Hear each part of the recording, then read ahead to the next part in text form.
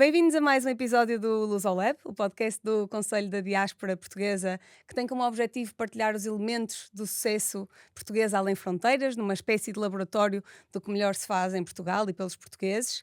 Os nossos convidados são referências com carreiras internacionais e nas suas áreas de especialização e por isso tentamos aprender com eles um bocadinho durante estes episódios. Eu sou a Sara, jovem conselheira, trabalho em Genebra numa equipa global de inovação da Procter Gamble e hoje temos connosco Ana Figueiredo, CEO da Altice Portugal, é a primeira mulher a liderar uma grande empresa de telecomunicações no nosso país, com uma carreira que começou em auditoria, que passou por várias multinacionais como a Galp, a UI, e solidificou o seu perfil de liderança no universo Altice. Isto inclui passagens pela Suíça, pela República Dominicana, antes de assumir a liderança da Altice em Portugal, e no fundo, aquilo que nós queremos hoje falar com a Ana é sobretudo sobre estas questões de liderança global, sobre como é que as telecomunicações podem ter um papel no nosso futuro, qual é que é a transformação por que estamos a passar e que pode ser potenciada de uma perspectiva tanto internacional como nacional. Portanto, Ana, muito obrigada por se juntar a nós. Obrigada eu pelo convite, é um prazer estar aqui. O prazer é absolutamente todo nosso. E nós gostamos sempre de começar por uma pergunta, Ana, que nos remota ao início de tudo.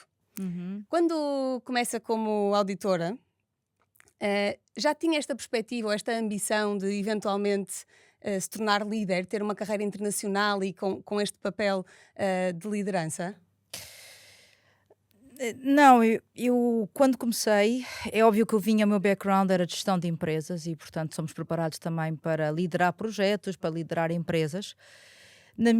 Quando eu iniciei a minha carreira profissional, o meu grande objetivo era aprender, porque eu sabia que saía da faculdade com um conjunto de ferramentas, mas provavelmente ainda não tinha a experiência de vida para poder aprender e para poder me solidificar como profissional. Portanto, a minha aposta foi sempre nos primeiros anos da minha carreira ter uma experiência diversificada que me permitisse também ter contacto com vários contextos, com várias pessoas, equipas, indústrias, poder beber ao máximo em termos de informação para depois talvez me especializar numa determinada área.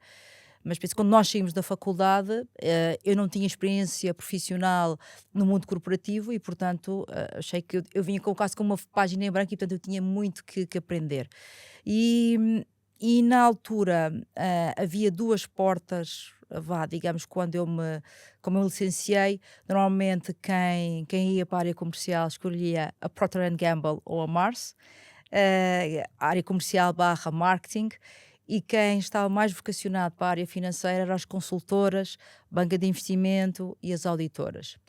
E eu tive a oportunidade de começar por auditoria, porque achei que era uma área que me permitia também, seja dentro de uma empresa, seja obviamente numa Big Four, me permitiria ter, digamos, um contacto com várias indústrias, dentro de uma mesma empresa, ter contacto com várias áreas, não me especializar só numa área comercial, numa área de marketing, recursos humanos ou engenharia, ou o que seja, apesar de eu não ser engenheira, mas não me especializava numa área especificamente e permitia ter, digamos, uma visão corporativa muito mais abrangente e perceber como é que as peças se movimentam. E eu pensava que com isso eu podia, obviamente, também crescer como profissional, aprender, lidar com pessoas diferentes, porque dentro de uma empresa ou indústrias, lida-se com perfis completamente diferentes.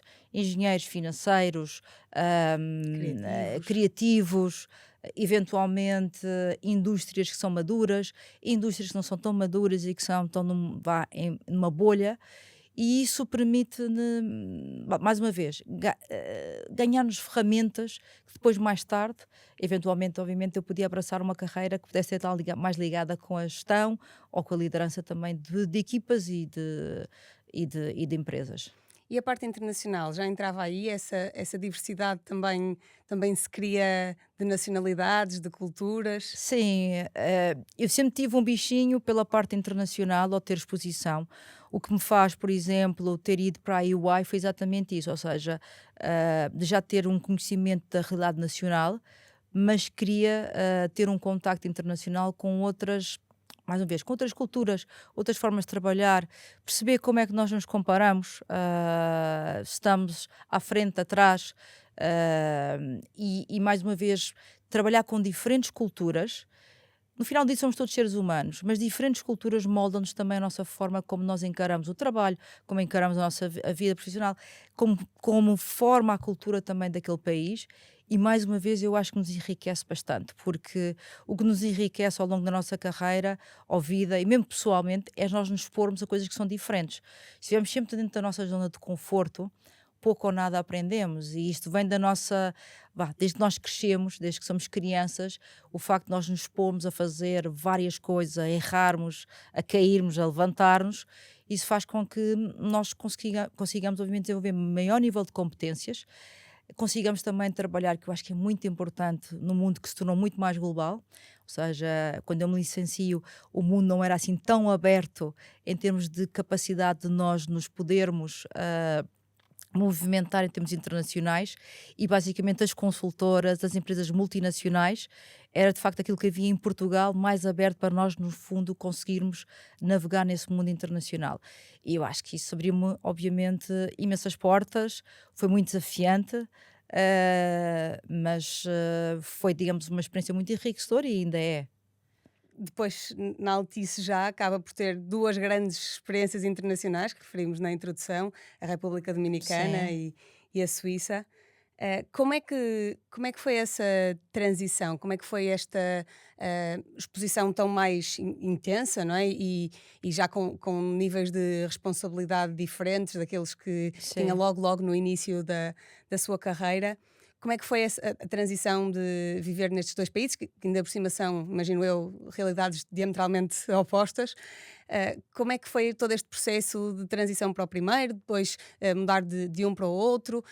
Que desafios é que trouxe e como é que lhe acrescentou esse valor de que falava, tanto do ponto de vista profissional como eventualmente também pessoal? Porque vivendo noutro país, a nossa realidade também se muda para esse país e, portanto, acaba por adaptar-se Sim. um bocadinho até fora do trabalho também.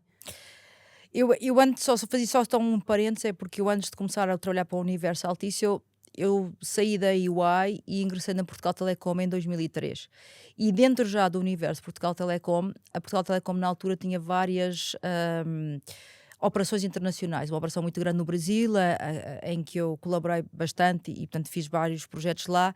E como nos outros países, também os outros países, os PALOPs, como Cabo Verde, São Tomé e Príncipe, tínhamos a Namíbia, tínhamos Timor-Leste, e portanto eu coordenava, dentro da Portugal Telecom, coordenava uma equipa que estava obviamente no headquarters, ou seja, na parte, na chamada SGPS corporativa, mas depois coordenava equipas nas diversas geografias, ou a minha equipa tinha que fazer projetos nessas mesmas geografias. Portanto aqui, já também, apesar de estar baseada em Lisboa, tive também um contacto redobrado com novas culturas.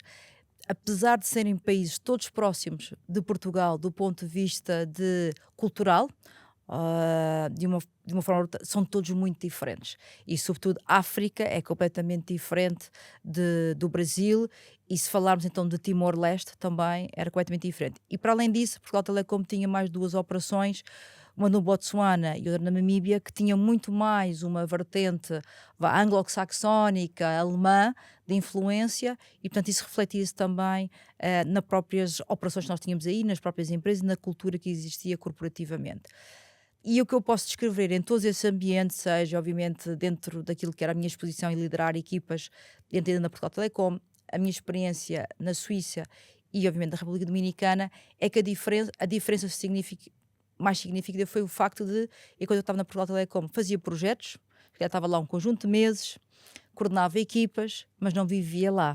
É uma experiência completamente diferente de depois nós nos mudarmos para um país e vivemos nesse país. Portanto, temos que ter uma capacidade de adaptação, não é só do ponto de vista profissional, aos nossos colegas, aos restantes stakeholders, internos ou externos que temos que lidar, mas também estamos inseridos numa sociedade que as raízes não são, podem ser mais ou menos parecidas com as nossas, mas são muito diferentes e, como sabe, temos que ter uma capacidade de adaptação também no dia a dia, porque é tudo diferente, não é? Eu costumo dizer que tínhamos que reaprender quando mudamos de países, temos quase que reaprender quando vamos ao supermercado e tudo muda, não é? As nossas referências mudam e essa adaptação.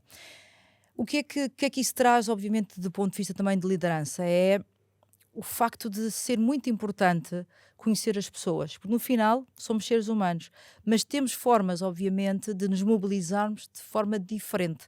É óbvio que na República Dominicana, um ambiente carimbiano, da América do Sul, as pessoas são muito diferentes da Suíça.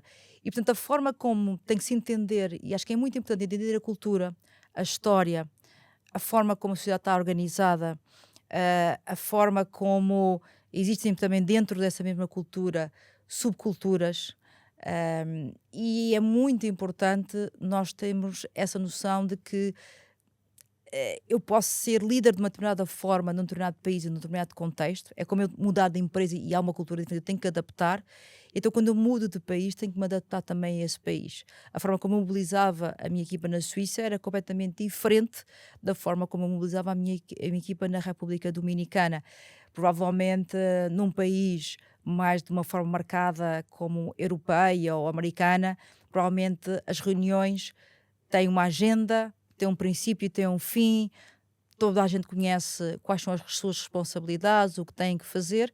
Às vezes, numa cultura mais da América Latina, não quer dizer que as pessoas não sejam altamente produtivas, altamente talentosas, mas há ali um elemento pessoal que entra em jogo que não entra no tipo de cultura. Portanto, eu acho que é que nós temos sempre a capacidade de nos adaptarmos. Ou seja, é óbvio, como líderes, teremos todos nós um conjunto de características que a minha Ana, as suas serão diferentes, obviamente, das minhas, mas depois teremos que sempre as calibrar em função da cultura do país. E, portanto, isso tem muita tolerância e desenvolvi muita tolerância perante a diferença, perante formas diferentes de fazer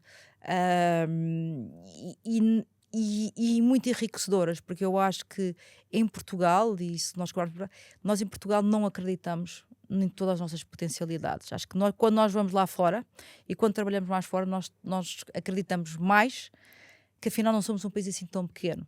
Acho que somos nós que nos tornamos pequenos e não o país é pequeno para nós. Portanto, acho que é uma questão de os portugueses terem um bocadinho mais ambição, um bocadinho mais de resiliência para vencer alguns obstáculos, porque eu conheço N amigos, colegas que estão lá fora e todos eles conseguiram se ingrar em ambientes que são mais ou menos competitivos. Portanto, eu acho que muitas vezes nós tomamos esta, não sei se é a herança, que achamos que não podemos, ou que temos vergonha de assumir um determinado conjunto de ambição. Não somos mais pequenos que os outros, não temos menos talento que os outros. Muitas vezes às vezes, organizamos menos bem e considero que às vezes somos menos assertivos naquilo que queremos. Somos muito tímidos, acho eu, a mostrar aquilo que são as nossas ambições. Acho que os nossos vizinhos fazem isso muito melhor que nós. Mas é engraçado porque a Ana toca num tema que frequentemente discutimos, até mesmo entre jovens conselheiros e com alguns conselheiros mais séniores, que é este tema de que muitas vezes temos esta realização nós próprios, quando vamos para fora, de como nos apercebemos, como de repente estamos em contacto com realidades que nos ajudam a perceber que nós não somos efetivamente pequenos, mais pequenos ou Sim. inferiores de nenhuma forma. Essa ambição parece que se desenvolve mais acentuadamente e, portanto, ir para fora muitas vezes ajuda-nos a também criar mais essa ambição. Depois temos que encontrar mecanismos, que se calhar é outra dessas formas de nos organizarmos melhor para continuar a contribuir para Portugal, mesmo quando estamos fora, ou então quando regressarmos, como foi o caso da Ana, aí sim, depois de alguma forma materializarmos essas aprendizagens e essa forma de pensar e expandi-la, escalá-la para outras pessoas sobre as organizações que lideramos ou de outras formas, mas é muito interessante porque parece que nos despoleta a ida para fora, essa exposição despoleta-nos esse bichinho que está guardado Sim. dentro de nós e que nós temos todos um bocadinho, mas depois temos essa vergonha ou essa timidez de expandi-lo. Eu acho que começa às vezes na nossa própria escola e na nossa educação. Se calhar, não sei como é que está neste momento, mas provavelmente se eu ouvir a minha geração, ninguém se queria sentar na primeira fila. Uhum. Quando o professor perguntava alguma coisa, nós portugueses não somos os primeiros a pôr o braço no ar. Se transpormos isso, por exemplo, a uma realidade americana, a gente senta na primeira fila, todos os alunos querem mostrar o que sabem ou não sabem, obviamente se forem alunos interessados e exigentes e ambiciosos. E aqui na nossa cultura, muitas vezes portuguesa, parece que é aquele que se tenta pôr o braço no ar e evidenciar e se fazia diferente. Pode ter uma conotação negativa. Acho que tem uma conotação negativa. Eu acho que melhorou muito. Acho que é talvez o produto de termos sido uma sociedade muito fechada durante muitos anos, e isso moldou muito, digamos, várias gerações, e provavelmente essas gerações depois transmitiram para outras gerações. Eu, felizmente, faço parte de uma geração que já nasceu depois do 25 de Abril, em democracia, etc. Mas há sempre o contar de histórias dos nossos avós, dos nossos pais, e que provavelmente eles, houve uma cultura de não se sobreporem, de não se evidenciarem, de trazerem ideias diferentes, porque obviamente havia um formato que obviamente iriam que corresponder. E, e eu acho que isso está a ser modificado, e eu acho que eu vejo isso de forma muito diferente das novas gerações. É ótimo que os jovens tenham a ambição de, quando licenciam e quando obviamente concluem os seus estudos, poderem vir trabalhar e abraçar experiências internacionais. A nossa economia continua a ser uma economia pequena, e, portanto, quando vamos para outros países, existe de facto muitas possibilidades muito enriquecedoras e muito diversificadas, que acabam por ser aliciantes. Mas também constatamos, e provavelmente tem essa experiência também, que Portugal não é assim, em algumas coisas não somos assim tão bons, mas também não somos assim tão maus. E, portanto, não valorizamos, acho que quando saímos, valorizamos muito mais pequenos aspectos da nossa cultura portuguesa, valorizamos também os aspectos que provavelmente estamos como garantidos, mas quando vamos para outros países, e sobretudo eu tive a experiência de trabalhar num país que tem menos infraestruturas que Portugal, sociais, obviamente económicas, em que valorizamos que há um conjunto de temas que nós estamos manifestamente no pelotão da frente. E se olharmos para todos os países a nível mundial, nós manifestamente em muitas coisas estamos no pelotão da frente, a nível de saúde, a nível de educação, a nível de segurança. Ou seja, há um conjunto de princípios básicos que não valorizamos e que são essenciais para o desenvolvimento de uma economia equilibrada. Depois eu acho que é muito acreditar em nós próprios, e o facto das pessoas irem para fora é difícil. Normalmente as pessoas veem o Eldorado, não é? Mas os salários são melhores, pode haver cargas fiscais diferentes, trabalhos aliciantes, mas seremos sempre um estrangeiro. Estaremos sempre fora do nosso ambiente, e, portanto, temos muito que provar. Não fazemos parte dos países como um americano, como um francês, como um suíço, como um alemão, que temos que nos afirmar como portugueses também de que somos capazes, e que somos capazes de fazer melhor que os outros. E por isso, a adaptação pessoal, a adaptação familiar, ao facto de estarmos longe muitas vezes da nossa família, amigos, das nossas raízes, temos que aprender e temos que nos aculturar também onde estamos. Mas eu acho que é muito enriquecedor, porque depois aprendemos sempre muito de todas as culturas, e eu acho que isso faz-nos também, obviamente, com pessoas, com profissionais muito mais completos, e basicamente também estarmos mais à vontade para outros desafios que possam existir. Porque nos desenvolve aquelas capacidades todas que a Ana referia, a resiliência, a adaptabilidade, Sim, a portanto, disciplina a também, que tem que se disciplina, ter. claro, portanto, de alguma forma potencia-nos sempre. E relacionado com este tema, e tocando aqui em alguns subpontos que a Ana referiu, efetivamente as gerações mais jovens tiveram uma exposição ao mundo muito diferente, mesmo do ponto de vista cultural, de lazer, que outras gerações anteriores não tiveram. E a internet também, de repente, abriu as portas ao mundo inteiro sem sequer precisarmos de sair do nosso país. Portanto, é um acesso muito democrático a outras realidades, a outras experiências. Um, e isso fez com que nós desenvolvêssemos mais vontade, mais interesse em termos estas carreiras internacionais, mas também nos desenvolveu alguma impaciência, alguma vontade de experimentar tantas coisas diferentes, há tantas possibilidades, tantas oportunidades.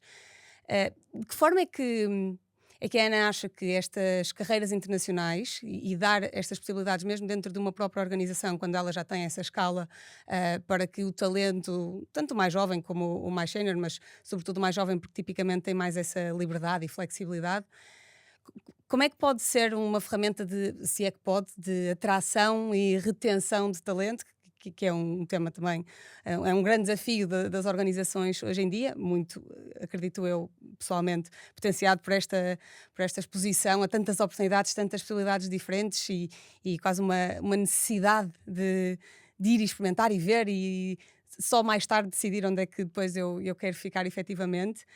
Mas será que este caminho de lhes dar estas oportunidades dentro da mesma organização, tal como a Ana teve no Universo Altice, de ir para outros países, fazer projetos ou mudar-se de forma mais permanente, ainda que provavelmente temporária, para outros países, pode ser uma dessas estratégias que ajuda as empresas a atrair e de alguma forma reter pelo menos mais tempo ou de uma forma mais eh, leal esse talento sem que este esteja sempre a tentar procurar alternativas melhores? Sim. Eu acho que é de facto uma ferramenta de atração e de retenção, ou seja, de poder, as empresas poderem propiciar aos seus quadros e a jovens e outros menos jovens ao longo da sua carreira, obviamente, experiências diferentes. E se tiverem a possibilidade, obviamente, de ser uma experiência internacional, mais enriquecedora é, porque é muito, hoje em dia é muito natural, e também na minha geração existia isso. Acho que a juventude é impaciente por natureza, não é? Porque está a procurar o seu caminho e está a procurar a sua afirmação, não é? Procuramos isso na adolescência, procuramos isso depois na nossa integração no meio profissional. Eu lembro-me uma coisa que o meu pai me dizia, que ele dizia, até aos 30 anos experimenta tudo. Depois dos 30 anos, vê o que é que tu gostas, especializa-se numa coisa que tu gostas, porque depois a partir daí tu vais ter que ser muito mais especialista nessa área. Pode ser uma indústria, pode ser uma função, portanto, mas depois especializa-te, porque depois quando tu chegares a um patamar mais sénior, tipo aos 40, portanto, já vais ter que ter uma experiência muito solidificada e à partida já estarás preparada para liderar equipas, pessoas. Eu, por acaso, tive o privilégio ou a sorte de, muito nova, até porque trabalhei na consultoria e na auditoria, muito nova comecei a coordenar pessoas. Portanto, quando andas em pequenas equipas, até depois, aqui mesmo na Portugal Telecom, eu acabei por ser nomeada diretora. Já era diretora de segunda linha, mas depois diretora a reportar a uma comissão executiva, tinha 30 anos e, portanto, tive também esse privilégio de muito jovem, pode ser, acho que se não pode considerar 30 anos jovem, de começar a liderar equipes e ter responsabilidades dentro de uma organização. Portanto, eu acho que é fundamental as empresas conseguirem criar essas oportunidades. Sejam elas empresas que tenham essa capacidade do ponto de vista multinacional, porque é preciso também haver capacidade de rodar pessoas, de abrir, obviamente, essas oportunidades. Quanto mais as empresas estiverem em vários países, isso é mais fácil. Mas também, apesar de serem empresas nacionais baseadas só num país, ou por exemplo uma empresa portuguesa, acho que nós também temos de ter a capacidade internamente de fazer as pessoas rodarem. É muito importante as pessoas dentro das organizações poderem rodar. É saudável para a organização e é saudável para a própria pessoa. O que existe muito em Portugal, nos grandes grupos económicos, é que normalmente as pessoas fazem uma carreira muito na vertical. Numa empresa multinacional é muito normal fazermos carreiras em Z, não é? Às vezes podemos ser coordenadores de uma área, depois vamos para uma função mais corporativa, e vamos fazendo uma carreira em Z, mas aquilo faz parte de uma carreira de nós, no fundo, irmos reforçando várias competências ao longo da nossa carreira. Portanto, acho que isso é uma forma de ir criando novas oportunidades para as pessoas, obviamente, não se aborrecerem ou não estarem tão expostos, se calhar, a procurar outras empresas, mas também eu acho que é muito importante os jovens também serem capazes de serem também consistentes. Ou seja, é muito importante a consistência, porque se eu rodar todos os anos, ou se eu mudar todos os anos, acabo também, se calhar, de não aprender naquela função. Às vezes é preciso ter um bocadinho, apesar de quando somos jovens somos mais impacientes, é preciso ter alguma paciência. Às vezes um ano numa vida não é nada, mas obviamente quando temos 22, 23, 24, 25 anos parece uma eternidade, mas é preciso também ir aprendendo, desenvolvendo competências, e eu acho que é muito importante estarmos abertos. Abertos ao mundo, abertos obviamente às experiências, eu me lembro no início da minha carreira profissional, eu tive que fazer determinado tipo de tarefas ou projetos que não eram propriamente os projetos talvez mais aliciantes, Mas aprendi imenso, porque o que eu colocava é assim, não, eu tenho que aprender no final deste projeto, no final desta tarefa que me dão, eu tenho que aprender alguma coisa. E, portanto, acho que é manter um nível de curiosidade para podermos aprender não só do que estamos a fazer, com todas as pessoas da organização, e até aprender o que não se deve fazer. Às vezes faz parte E também. há mentores também que são muito bons ao longo da nossa carreira, e aproveitar, obviamente, os seus ensinamentos. É óbvio que é importante as empresas terem esses mecanismos, seja para jovens, menos jovens, e acho que é muito importante haver rejuvenescimento, renovação. Isso pode ser, obviamente, com trazer talento de fora, mas também rodando o nosso talento, porque as pessoas precisam também de renovação, precisam também de novos desafios. É importante dar de vez em quando umas injeções de adrenalina, de desconforto para irmos rodando, aprendendo, e obviamente para quem quer, não é? Evoluir. Portanto, eu acho que são ferramentas importantíssimas para reter. E eu acho que o mais importante também é criar as condições para que o talento, quando venha para as nossas organizações, se possa desenvolver e possa aplicar o seu máximo potencial. É normal que hoje em dia ninguém procura o trabalho para a vida toda, e nós sabemos isso. O que nós queremos também aqui a nível da MEL e da Altice é trazer o melhor talento para dentro, enquanto que ele cá estiver, ser obviamente desenvolvido, e nós orgulhamos muito de sermos uma escola de gestão, uma escola de engenharia, em que temos imensos quadros de várias empresas portuguesas que passaram por aqui. E portanto é isso também nós tentamos fazer com o nosso programa de trainees. Nós temos um programa de trainees que no fundo são a ingressão ingressam na empresa jovens que muitos deles não têm experiência profissional, estão a sair da faculdade, uns ainda estão na licenciatura, outros já estão no mestrado. Apesar de eles serem alocados a departamentos específicos em função ao seu do background académico, eles no fundo são integrados como grupo, rodam toda a empresa, têm experiências, têm exposição também com a Comissão Executiva, têm às vezes reuniões comigo, com outros membros da Comissão Executiva, passam pelas várias áreas para aprenderem também que uma empresa não é só feita de marketing, não é só feita de call center, não é só feita de engenharia, não é só feita de IT, e, portanto é todo um organismo vivo. E portanto acho que são essas experiências que fazem, obviamente, reter jovens, atrair os jovens e atrair talento no final do dia, mais jovem ou menos jovem. Temos outras perguntas que já vamos explorar mais na parte internacional, mas há um tema relativamente próximo deste que ainda gostava de discutir com a Ana, que tem a ver com esta questão da diversidade.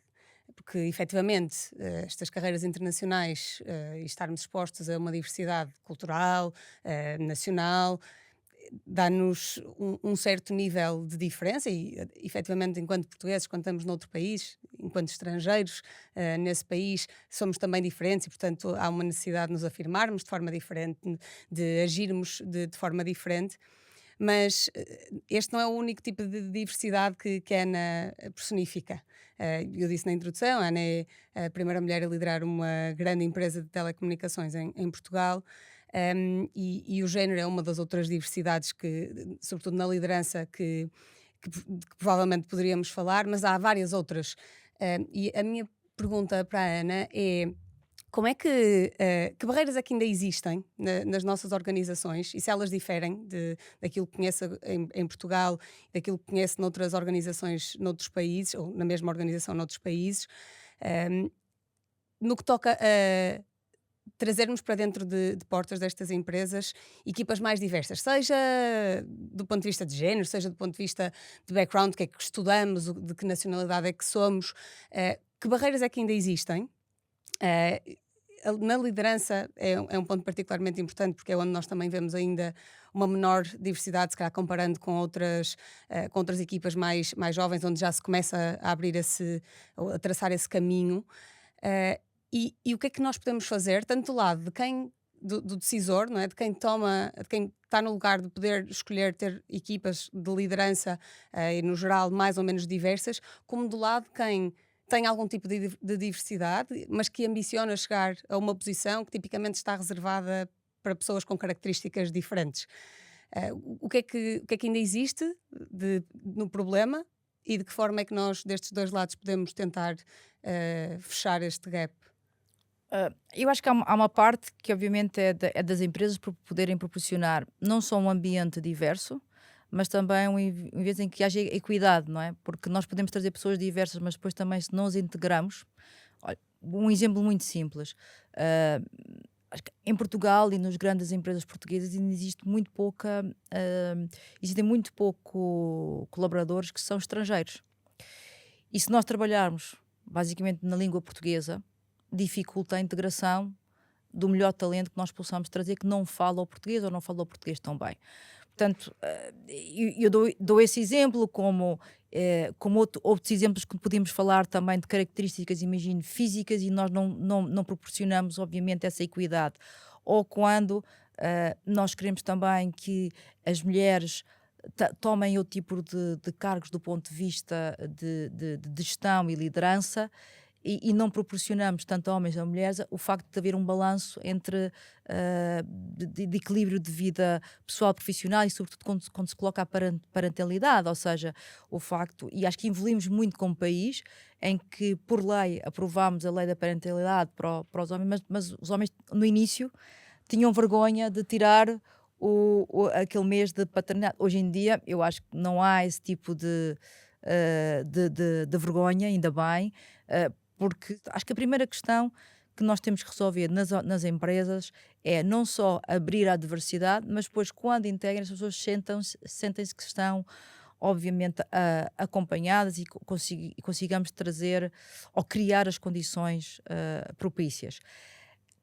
Nós aqui o que apostamos, e eu defendo isso, é apostar no talento e na meritocracia. Portanto, eu lembro de estar num país como a República Dominicana que se discutia muito o tema das cotas. Eu não sou uma pessoa muito favorável às cotas, porque achava que se nós tivermos mérito, ou seja, cotas obviamente, para mulheres, se temos mérito, temos que lá estar naturalmente, não precisamos dizer que é preciso 20% ou 30%, porque às vezes até tem um efeito às vezes pernicioso. Ah, e, e eu lembro-me de discutir o tema e ser, eu não vejo relevância nisso. Mas depois tentei-me pôr nos sapatos daquela sociedade. E de facto, naquela sociedade, se não houver cotas, se não houvesse, tem que se começar pelas cotas. Não vai acontecer. Porque era uma sociedade que estava em alguns parâmetros, seja ao nível de estudante, ao nível do ensino universitário, ensino secundário, havia, digamos, uma menor percentagem de mulheres e, portanto, isso afunilava e, obviamente, ao mercado de trabalho também, obviamente, ainda havia um funil maior. Portanto, eu acho e portanto, eu acredito que temos que apostar ou continuar sempre a apostar na meritocracia. Não me interessa se a pessoa de que raça é, que género é que é, desde que tenha o drive certo. Agora, acho que para as organizações é muito importante nós criarmos, obviamente, uma diversidade. Nós, por acaso, nesta casa somos muito heterogéneos, nós praticamente quase representamos Portugal, porque nós temos desde engenheiros, desde marketeers, desde temos o técnico que é mais operacional, que é aquele técnico que é o mais visível para o cliente que vai a casa reparar, instalar os serviços, portanto, o financeiro, portanto, temos uma panóplia de backgrounds que nos faz aqui ser um caso um melting pot, apesar de sermos uma empresa de engenharia e provavelmente temos muito mais preponderância de engenheiros. Mas é esta diversidade também que dá e a multiculturalidade, que pode ser multiculturalidade em termos de países e origens, mas também de backgrounds, que eu acho que é muito importante, porque somos todos muito iguais. Por exemplo, no caso, quando eu passei pela EY ou quando eu passei pela consultoria, éramos todos muito iguais. E é muito fácil, em algumas matérias, porque temos todos mais ou menos o mesmo background, vimos todas as mesmas universidades, quase todos a mesma faixa etária. E eu lembro quando cheguei aqui, uma grande empresa com várias gerações, nós aqui temos 5 gerações.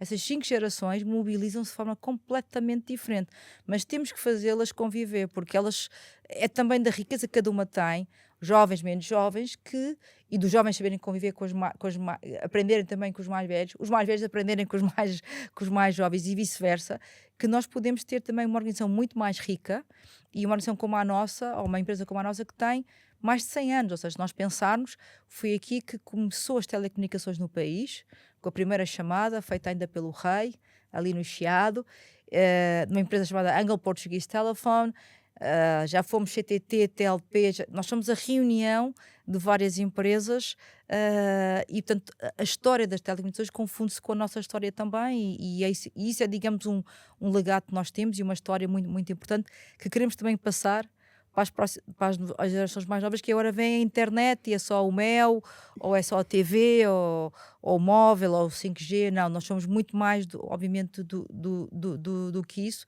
não só do ponto de vista de história, como também conectamos o Portugal com o resto do mundo, não é? Os cabos submarinos, os satélites, etc. Portanto, eu acho que, e ainda a sua pergunta, eu acho que desviei-me aqui um pouco, ainda a sua pergunta eu acho que é muito importante nós criarmos as condições das pessoas serem integradas, porque sei que sou diverso, mas depois não crio as condições. E no final é também aproveitar o que há melhor do talento, portanto, e não ter essa restrição. Depois acho que o trabalho que temos que fazer internamente é existe sempre, nós somos moldados culturalmente, gostamos de trabalhar com pessoas que são mais parecidas connosco. E é criar, e isso para a parte da gestão, também, obviamente, impulsionar isso e provocar no resto da gestão, no resto da organização, digamos, as condições que possamos ter pessoas diferentes. Mas é muito importante quebrarmos, e eu acho que em Portugal, por exemplo, temos que quebrar a barreira da língua. Nós somos um país que precisamos, não estamos a crescer do ponto de vista da população, é um país que está a envelhecer, tem que ter a capacidade, ou traz todos os jovens que emigraram nos últimos anos para dentro, não vai ser possível, mas temos que também ser welcoming, não é? Com outras culturas, e vamos precisar também de saber atrair e reter. Já temos tanta gente a estudar em Portugal que não é portuguesa, então nós agora temos de ter a capacidade que as pessoas que estudam em Portugal e que não são portugueses consigam também trabalhar nas nossas empresas, e obviamente a barreira da língua é uma barreira importante. Que é estranho, porque nós efetivamente temos um bom conhecimento de inglês, generalizando evidentemente, mas sobretudo nos epicentros das empresas e do mundo dos negócios, temos essa facilidade, temos este espírito muito disponível e aberto somos muito. eh, Gostamos até efetivamente de conhecer pessoas novas e realidades novas, portanto, realmente é estranho que não tragamos esse mesmo espírito para dentro das nossas organizações. Pode ser também um papel da diáspora portuguesa que está fora, de incentivar também as suas comunidades a explorar Portugal como uma possibilidade, a trazer outras pessoas quando regressarmos, mas efetivamente primeiro precisamos de criar as condições aqui para que isso seja É possível. importante, é porque quando vivemos em algumas cidades, por exemplo, como o caso de Genebra, ou Londres, ou Paris, são cidades super cosmopolitas e com imensas culturas diferentes. Portugal ainda não tem essa experiência. Portugal foi um país que era muito fechado para si próprio. Estamos a começar a viver essa experiência, a contactar. Tínhamos normalmente contacto mais com aqueles países que são próximos nossos, não é? Dos Palopes, do Brasil, etc. Mas neste momento vemos outros países ou pessoas a virem viver para Portugal, com diferentes backgrounds, mas nós não estávamos tão habituados como outros países a receber esse pessoas. E eu acho que para nós portugueses faz-nos bem. E acho que isso eu acho que isso acaba por ser, para quem viveu na diáspora portuguesa, conhece bem isso. Isso está no nosso ADN. Porque se há uma coisa que nós somos, eu acho que nós somos um povo que sabe conectar muito bem os outros. Nós trabalhamos bem. Podemos ter mais ou menos dificuldade. Nós trabalhamos bem com o japonês, com o chinês, com a pessoa da América do Sul. Nem todos os povos trabalham bem com todos. Os europeus que lá trabalham bem com europeus, anglo-saxónicos, determinado tipo de geografias, têm dificuldade de trabalhar com com outras culturas. E eu acho que daquilo que a minha experiência e daquilo que eu vejo também entre meus amigos, meus colegas que estão lá fora, nós temos uma capacidade de adaptação muito grande, ou seja, nós adaptamos e muitas vezes somos o conector. Quando há problemas de comunicação, o português faz a conexão. E vemos que nós somos capazes disso. E se olharmos para a nossa história também, por exemplo, o caso de termos este país, achamos que somos periférico na Europa, mas eu acho que estamos no centro do mundo. Nós, ao longo da nossa história, Lisboa, por exemplo, que eu conheço melhor porque sou de Lisboa, sempre foi, desde o tempo dos fenícios, dos romanos, foi sempre um porto de conexão de várias culturas. Portanto, nós conseguimos, ao longo da nossa história, sempre ligar culturas. Sempre fomos um povo de traders, não é? Comerciante. Não somos tanto industrializados, mas sempre fomos um povo que conecta. Portanto, nós temos isso, eu acho que temos isso de certa forma em nós, e é por isso que também nós não temos o orgulho de facilmente nós mudamos do português para outra língua, ou uma língua que nós achamos que é português, mas não é português, ou portunhol, ou o que seja, para fazer a conexão com outra pessoa. Ou seja, estamos muito disponíveis quando há outros povos, se não falam, não fazem nem o mínimo esforço, às vezes, de conexão com outras culturas, nem que seja numa língua intermédia, que é o inglês, que é normalmente ou inglês ou espanhol, acaba sendo sempre uma língua intermédia entre os vários povos. Então, eu acho que Portugal tem isso, talvez, não sei se durante alguns anos deixou de desenvolver, e eu acho que nós estamos a ganhar isso. Acho que este nível de exposição que todas as gerações, sobretudo pós anos 80, conseguiram ter de experiências profissionais, que estão a trabalhar lá fora, umas que já estão a trabalhar, já estão a regressar, que já não é o típico imigrante português dos anos 60, sem nenhum, obviamente, crítica, mas é diferente, e também porque o mundo mudou, é mais fácil viajar, é mais fácil mudar, é mais fácil eu neste momento viver fora do meu país, mas continuar ligada às notícias porque consigo ver na internet. Devia ser muito mais difícil sem o nível de conectividade que nós temos há 30 ou 40 anos atrás. Portanto, acho que neste momento eu fiz parte de uma diáspora que é uma diáspora privilegiada, porque já tinha esse tipo de nível de possibilidade e muitas vezes de conexão de voos. Não é? Há pouco estávamos a discutir que há 6 voos entre Genebra ou Porto, ou entre Genebra e Lisboa, e antigamente as pessoas tinham que se meter num carro e fazer viagem de carro. É uma realidade diferente. Nós, tipicamente, Ana, terminamos os episódios do Luz ao Lab a fazer uma pergunta a que a Ana acabou de responder, na verdade, sem precisar de fazê-la, que tem muito a ver com esta questão dos elementos. Quais é que são os elementos do sucesso português além fronteiras? E parece-me que este tema dos conectores é um ângulo muito, muito interessante, uma resposta diferente, mas com muita verdade, da minha própria experiência também, que pode efetivamente ser mais pessoal, mas por isso eu gostava de terminar perguntando-lhe como é que foi regressar a Portugal. Como é que se prepara a essa mudança? Como é que se adapta novamente àquilo que é a nossa casa, mas que entretanto é uma casa diferente daquela que nós conhecíamos quando saímos dela? E como é que foi essa experiência e o que é que também lhe trouxe, não é? Porque no fundo nós vemos muito valor na diáspora que está fora, nesta experiência, e a Ana parece-nos muito alinhada com isso também, pelo que acabamos de ouvir, que há muito este valor de irmos, de aprendermos, de explorarmos, mas depois também há muito valor que podemos trazer quando regressamos. Mas isso às vezes parece-nos por mim falo, parece-nos um cenário difícil de acontecer, porque agora já estamos a conhecer outra realidade, muito ambientados, confortáveis naquilo que agora já é quase uma segunda casa, e voltar parece um cenário um bocadinho difícil, portanto, se calhar é uma perspectiva que a Ana nos pode trazer e que ainda não ouvimos tanto. Quando nós regressamos a Portugal, é interessante porque quando nós estamos fora, nós visitamos muitas vezes Portugal. Certo. Muitas vezes não passa mais do que 2 semanas. Portanto, basicamente acabamos por ser turistas no nosso próprio país, e quando estamos 15 dias tudo nos parece maravilhoso, não é? Portanto, nós vemos sempre a parte boa.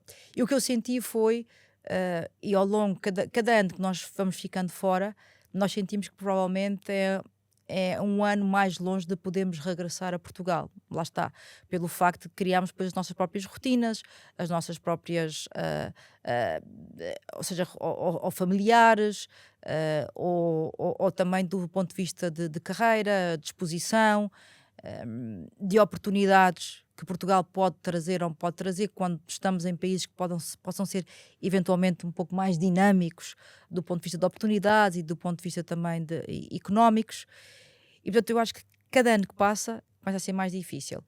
Eu tinha sempre um bichinho dentro de mim que gostaria de regressar, porque gostaria de alguma forma, provavelmente sentiria-me talvez um bocadinho mais vazia, talvez, ou menos preenchida, se não conseguisse dar depois um contributo no meu próprio país, porque sentimos que estamos fora, estamos a contribuir para nós, estamos a contribuir para outras, para organizações, mas estamos a contribuir sobretudo para outros países e achava que gostaria de dar o contributo, ou dar um contributo ao meu país, e como portuguesa provavelmente tenho essa responsabilidade. Depois, obviamente, também havia um tema pessoal que também que ponderou. Relativamente à integração, é que eu disse, nós passamos de um momento em que nós olhamos para Portugal de fora, em que somos turistas quando cá vimos, porque estamos sempre vamos visitar tudo, queremos fazer em 15 dias o que não fizemos durante um ano, ver toda a gente e estar com toda a gente, e sentimos que conhecemos a realidade, mas quando regressamos vemos que a realidade já não é aquela realidade que nós quando nós saímos. Eu tive quase 8 anos fora, e quando regresso o que eu sinto é que eu diria que o primeiro ano foi um ano em que eu dizia que não era só adaptar-me a uma nova empresa, ao novo desafio profissional, mas era também reaprender a viver em Portugal. E reaprender a viver em Portugal passa por, no início, posso confessar que senti-me frustrada com o facto das pessoas aqui em Portugal não acreditarem. Eu acho que quando nós estamos fora vimos muito mais potencialidades no país do que quando cá estamos dentro. E de certa forma uma frustração como entre os meus amigos, as pessoas que eu conhecia, não verem as potencialidades que nós temos. E acham sempre que somos pouco, ou temos menos que os outros. E nós sabemos tão bem que mesmo em organizações grandes também têm dificuldades, também têm desafios. Portanto, a minha adaptação foi mais nesse sentido: é como é que este país com tanta potencialidade não vê o que tem de bom, não aproveita, e muitas vezes estamos a discutir coisas que são pequenas quando podíamos discutir coisas muito mais importantes e mais contributo. E portanto senti, digamos, um Portugal um bocadinho quase de braços caídos. Não me lembrava de ser esse Portugal quando eu saí. Não sei se é porque em média a população está mais velha e isso também afeta, mas eu sei um país de um bocadinho de conformado. Também eu regresso no período pós-pandemia, em 2022, e eu vinha em cima de um país que não tinha a mesma capacidade de Portugal do ponto de vista de infraestruturas, mas era um país com olhos voltados no futuro. Acreditam piamente que amanhã vão ser muito melhores do que são hoje, têm progredido, têm imensas dificuldades sociais e económicas, de infraestruturas, mas havia ali uma pujança, uma determinação que eu não vi em Portugal. E Portugal está, comparado com o país que eu vinha, um pelotão muito à frente e com muita capacidade. Depois no fundo, eu acho que a nossa maior dificuldade é adaptar, e o inconformismo, porque também quando trabalhamos noutros países, eu trabalhei na Suíça, as coisas acontecem de forma mais rápida, mais assertiva, e Portugal tem o seu ritmo. Para o bem e para o mal, temos o nosso ritmo, e essa adaptação também, obviamente, tive que me adaptar, mas eu acho que o que nós temos depois no final, e eu sei que não vou mudar o país, não vou mudar, vou tentar, obviamente, ter um impacto positivo no meu grão de areia onde posso impactar, e portanto tentar fazer diferente, porque provavelmente, como eu, há várias pessoas que também podem estar inconformadas no sentido que podemos ser muito melhor, podemos ser um país muito melhor amanhã do que somos hoje, e eu acho que cabe-nos, e não temos que esperar por uma entidade, por um governo, por uma política pública ou o que seja.